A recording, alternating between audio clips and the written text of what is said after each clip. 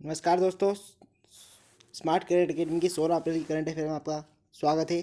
अगर आपको ये वीडियो अच्छा लगे तो इस चैनल को आप सब्सक्राइब कीजिए तथा ज़्यादा से ज़्यादा दोस्तों में से आप शेयर कीजिए। आज का पहला क्वेश्चन है, हाल ही में भारत ने किस देश के साथ वीज़ा ऑपरेशन को सस्पेंड किया है? वीज़ा ऑपरेशन को सस्पेंड किस देश के साथ अभी भारत ने किया है? तो यह जो कार्य भारत ने किया है यह बांग्लादेश के साथ में किया है। अगर हम भारत के अंदर वीज़ा की बात करें तो वीज़ा एक तरह का सर्टिफिकेट और डॉक्यूमेंट होता है जिसके सहायता से आप किसी भी देश के अंदर फ्री में विजिट कर सकते हैं या आसानी से घूम सकते हो। तो अगर आप भारत के निवासी हो तो आपके पास ये अधिकार होगा कि आप 58 देशों में बिना वीज़ा के कहीं पर भी घूम सकते हो। अगर 2021 के हेनली पासपोर्ट इंडेक्स की बात करें तो पासपोर्ट कितना ज़्यादा पावरफुल है पूरे विश्व के अंदर, ये हेनली की एक पासपोर्ट इंडेक्स रिपोर्ट बताती है। तो जिसमें भारत का स्थान 85 है तथा टॉप पर जो देश है वह आपका जापान है तथा दूसरे नंबर पर जो देश था वह था सिंगापुर। सन 2020 के अंदर जब ये रिपोर्ट आई थी तो इसमें भारत का स्थान 84 था, परंतु इस वर्ष भारत का जो स्थान है वह 85 रखा गया है। पासपोर्ट अगर आपको जारी करवाना है या पासपोर्ट आपको चाहिए तो आपको मिनिस्ट्री ऑफ एक्सटर्नल अफेयर जो होती है उसके द्वारा पासपोर्ट दिया जाता है। भारत के अंदर 3 तरह के पासपोर्ट या फिर आपके पासपोर्ट कार्ड जो चलते हैं, एक होता है आपका डार्क ब्लू, दूसरा होता है वाइट और तीसरा होता है आपका मेहरून।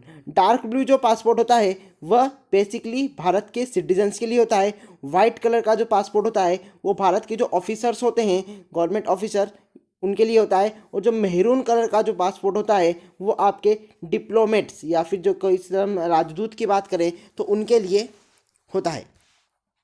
अगला क्वेश्चन देखते हैं, हाल ही में शिकारा रैली आयोजित करी गई। तो जो शिकारा रैली है यह कहाँ पर आयोजित की गई? तो शिकारा रैली आपके श्रीनगर के अंदर आयोजित की गई थी। और श्रीनगर में भी कहाँ पर? तो श्रीनगर में यह डल झील जो है वहाँ पर आयोजित की गई थी। यह एक तरह से बोट की रेसिंग होती है जो कि श्रीनगर के अंदर डल झील के अंदर आयोजित की जाती है। अगर हम श्रीनगर की बात करें तो श्रीलंका के अंदर जो प्रमुख नदी है वो आपकी झेलम नदी है, ध्यान रखिए दोस्तों। और जो व्हीलर झील है यहाँ की आपकी प्रमुख झील है श्रीनगर की ताजे पानी की।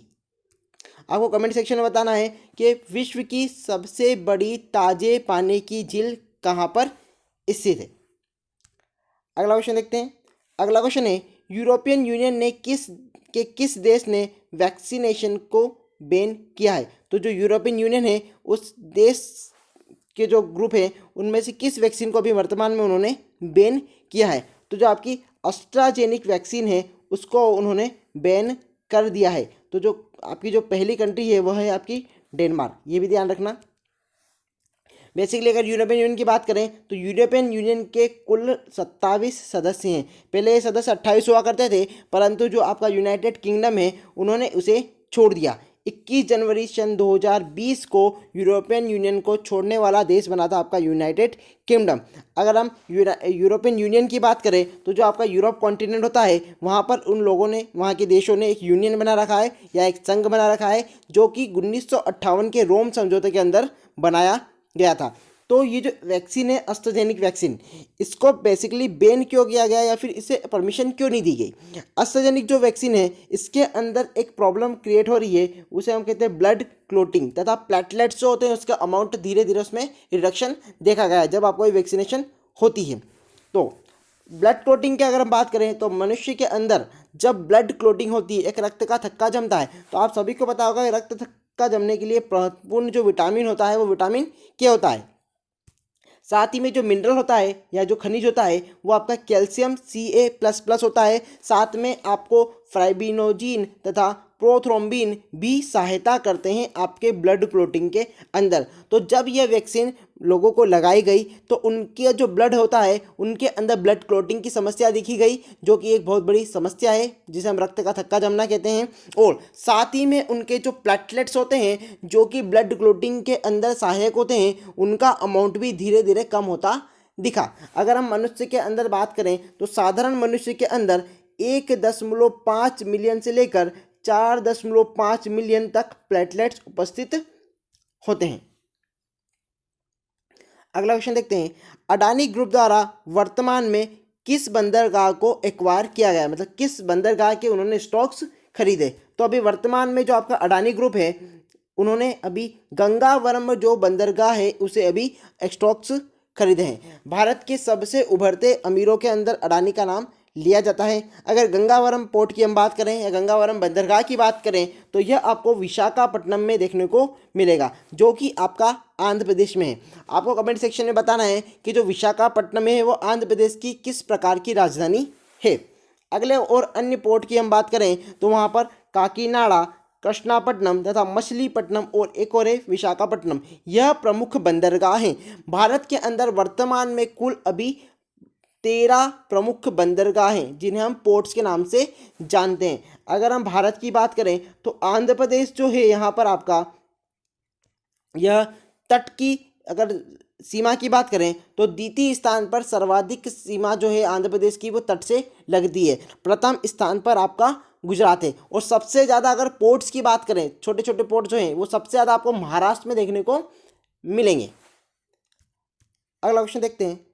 अगला क्वेश्चन है यूएई यूनाइटेड अरब एमिरेट्स ने चंद्रमा पर कौन सा रोवर भेजा है। तो चंद्रमा पर अभी उन्होंने वर्तमान में रशीद नामक रोवर भेजा है। यह जो रोवर है वह जापान की सहायता से भेजा जाएगा। यूएई के पास एक कोई इसरो जैसी संस्था नहीं है या फिर कोई ऐसी संस्था नहीं है जिसके द्वारा वो सैटेलाइट अंतरिक्ष में पहुंचा सके, तो इसीलिए उन्होंने जापान की सहायता ली है। और जापान ने जो उनका सैटेलाइट सिस्टम होता है या उनकी एजेंसी होती है उसे जाक्सा के नाम से जाना जाता है। जिस तरह से हमारे यहाँ यूएसए के अंदर नासा है, भारत के अंदर इसरो है, इसी तरह जापान के अंदर जाक्सा चलती है। इसी तरह अगर हम यूएई की और बात करें तो यूएई ने अभी 19 जुलाई 2020 को एक होप मिशन छोड़ा था मंगल ग्रह पर, जो कि 9 फरवरी सन 2021 को मंगल पर पहुंच चुका है। भारत ने भी पहले मंगलयान कंप्लीट कर चुके हैं और जो मंगलयान मूवी बनी है जिसके अंदर प्रमुख भूमिका निभाई थी आपके अक्षय कुमार ने, राकेश जी की। अगला क्वेश्चन देखते हैं। अगला क्वेश्चन है भारत में सर्वाधिक सीएनजी कार किस कंपनी द्वारा बेची गई। तो सन 2021 की जो रिपोर्ट आई है उसके अनुसार भारत में सबसे ज़्यादा सीएनजी से चलने वाली कारें मारुति सुजुकी ने बेची है। अगर हम सीएनजी की बात करें जिसका फुल फॉर्म होता है कंप्रेस नेचुरल गैस, जिसमें प्रमुख घटक जो होता है या फिर प्रमुख जो कंपाउंड होता है वह आपका मीथेन होती है। जो मीथेन का फॉर्मूला आता है आपका CH4। साथ ही में अगर हम LPG सिलेंडर की बात करें जो आपके घर पर आते हैं उसके अंदर प्रोपेन तथा ब्यूटेन होती है। अगला क्वेश्चन देखते हैं।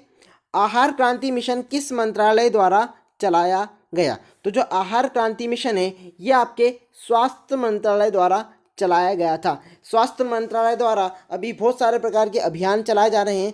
पिछले लेक्चर में हमने देखा था कि जो पोषण ज्ञान अभियान चलाया गया है, किस तरह से पोषण अभियान चलाया गया था, किस तरह से पोषण माह मनाया जाता है। तो पोषण के बारे में अधिक से अधिक जानकारी पहुंचाने के लिए यह अभियान चलाया गया था। पोषण के बारे में जानकारी ज़्यादा होगी तो आप उस चीज़ को अच्छे से ले सकते हो, क्योंकि अगर आपकी डाइट अच्छी है, आपके खाने के तरीके अच्छे हैं, आप जो पोषण ले रहे हो वो अच्छे हैं, तो आपको बीमार पड़ने के चांसेस भी कम रहते हैं। इसी तरह की इसके हम मोटो की बात करें, जो मुख्य उद्देश्य होता है इसे मोटो कहते हैं, तो उत्तम आहार उत्तम विचार। अगर आपका आहार अच्छा होगा तो आप स्वस्थ रहेंगे, जिससे आपके अंदर एक पॉजिटिव एनर्जी जनरेट होगी और पॉजिटिव जनरेट होने की वजह से आपके जो विचार रहेंगे वह भी उत्तम रहेंगे। अगर इंग्लिश में इसकी बात करें तो गुड डाइट गुड कॉग्निजेंस, मतलब अगर आपके विचार अच्छे हैं तो आपकी सारी चीज़ें स्वस्थ रहेगी। इसी तरह आज की करंट अफेयर की क्लास यहाँ पर आपकी समाप्त होती है। ज़्यादा से ज़्यादा इस वीडियो को आप शेयर करिए और स्वस्थ रहिए। धन्यवाद।